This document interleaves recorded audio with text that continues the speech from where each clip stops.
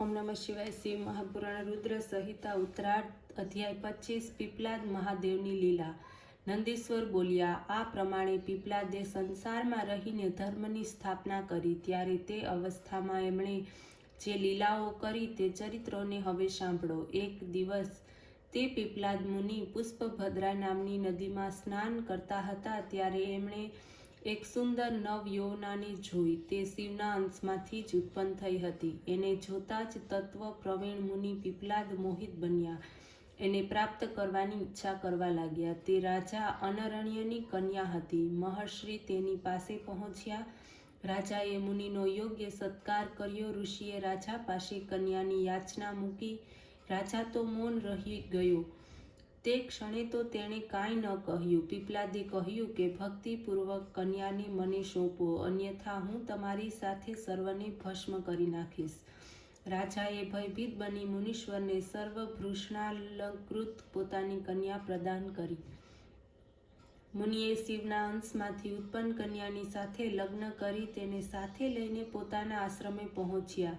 વૃદ્ધ તપસ્વી અત્યંત સૌમ્ય સ્ત્રીની સાથે આનંદથી રહેવા લાગ્યા। એનું નામ પદ્મા હતું। જે પ્રમાણે લક્ષ્મી વિષ્ણુની સેવામાં રત રહેતી, તેમજ પદ્મા મન વચન કર્મથી પતિની સેવામાં કરવા લાગી। યુવતીની સાથે રમણ કરતા વૃદ્ધ મુનિ પીપલાદ યુવાન થઈ ગયા। તેમણે પદ્મામાં પોતાના જેવા 10 પુત્રોને ઉત્પન્ન કર્યા।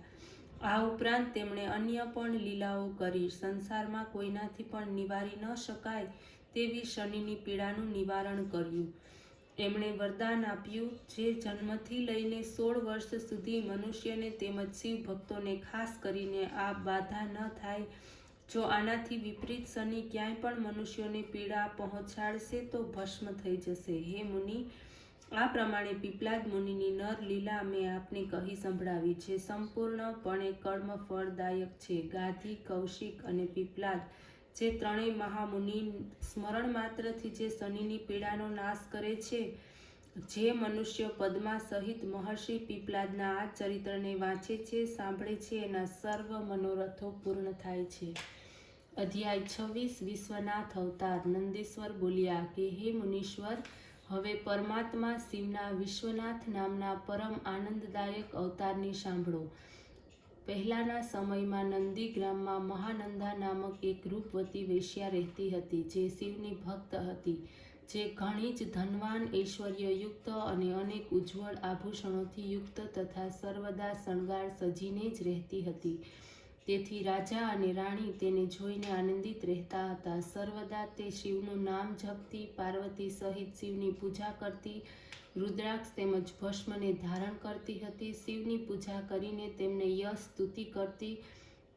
વાંદરા તેમજ મૃગોને રુદ્રાક્ષથી ભૂષિત કરી તાલીના તાલે તેમને શિવની આગળ નચાવતી હતી।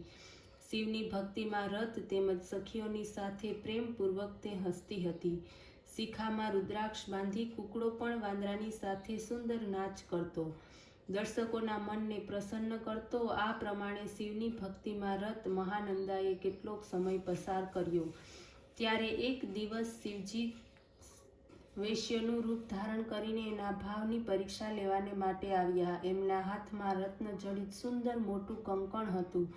એને જોઈને મહાનંદા મુગ્ધ થઈ ગઈ। વૈશ્યરૂપ શિવ એના મનની લાલચને સમજી ગયા। એમણે કહ્યું, જો તમારું મન આ કંકણને માટે લોભાયું છે તો એને પ્રસન્નતાપૂર્વક ધારણ કરો, પરંતુ એ કહો કે એનું શું મૂલ્ય આપશો।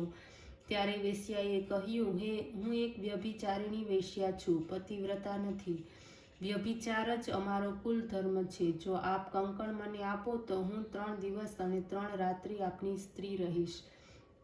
વેશ્યાએ કહ્યું, હે પતિવલ્લભા, તથાસ્તુ। લો આ રત્ન કંકણ અને 3 રાત્રિ મારી સાથે રહો। આ વ્યવહારમાં સૂર્ય અને ચંદ્ર પ્રમાણ છે, પરંતુ 3 વાર સત્ય છે, એમ કહીને મારા હૃદયને સ્પર્શ કરો। વૈશ્યાએ કહ્યું, હે પ્રભુ, હું 3 દિવસ અને 3 રાત્રિ આપની પત્ની બનીને સહધર્મનું પાલન કરીશ। આ સત્ય છે, સત્ય છે અને સત્ય છે। આમ કહીને સૂર્ય અને ચંદ્રને સાક્ષી બનાવી નંદાએ પ્રીતિ સહિત 3 વાર હૃદયને સ્પર્શ કર્યો। વૈશ્યે એને કંકણ આપી રત્નમય લિંગ એના હાથમાં મૂક્યું અને કહ્યું કે હે કાંતે, આ રત્નજડિત શિવજીનું લિંગ મને પ્રાણથી પણ અધિક પ્રિય છે. તમે હંમેશા એની રક્ષા કરો, પ્રયત્નપૂર્વક અને ગુપ્ત રાખજો, ત્યારે તે પ્રમાણે જ થશે એમ કહીને તે મહાનંદાએ એ રત્નમય લિંગને લઈને નાટકના મંડપમાં મૂકીને ઘરમાં ચાલી ગઈ. ઓમ નમઃ શિવાય.